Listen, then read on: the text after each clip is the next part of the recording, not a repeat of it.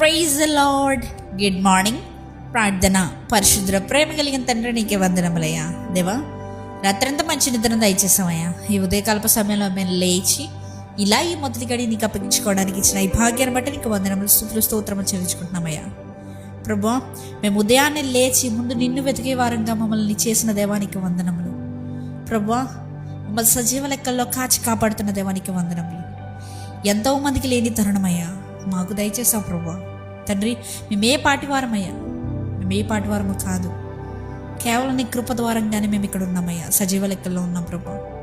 యుద్ధాల వల్ల, యాక్సిడెంట్ల వల్ల ఎంతోమంది వారి ప్రాణాలు కోల్పోతున్నారు. అయినప్పటికీ ప్రభా, మా జీవితంలో క్షేమం దయచేసావయ్యా, నీ కంచె దయచేసావు.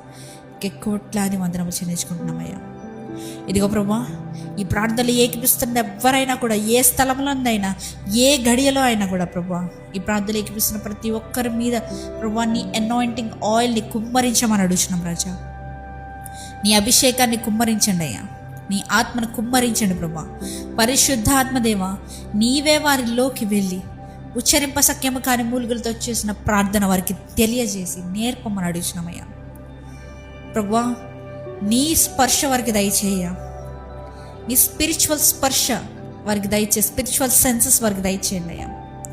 ఈరోజు వారు చేసే ప్రతి పనిపాటులో ప్రభా నీ సహాయం మెండుగా దయచేయండి. ఎవరెవరైతే వారి చేతి పనిని నమ్ముకున్నారో ప్రతి ఒక్క చేతి పనిని ఆశీర్వదించండి లార్డ్. దేవా, వారు చేసేది కొద్దిగా అయినప్పటికీ ప్రభా, కొంచెంలో నమ్మకంగా ఉంటే పైన వాటి మీద అధిపతిగా చేస్తానన్నావు కదా, అటు రీతిగా ప్రభా ఎవరెవరైతే కొంచెంలో నమ్మకంగా ఉంటూ దేవా చేస్తున్నారో ప్రతి పనిని ఆశీర్వదించు, ఉన్నతమైన వాటి మీద హెచ్చించు ప్రభా, వాటి మీద అధికారం ఇవ్వమని అడిగినాం రాజా.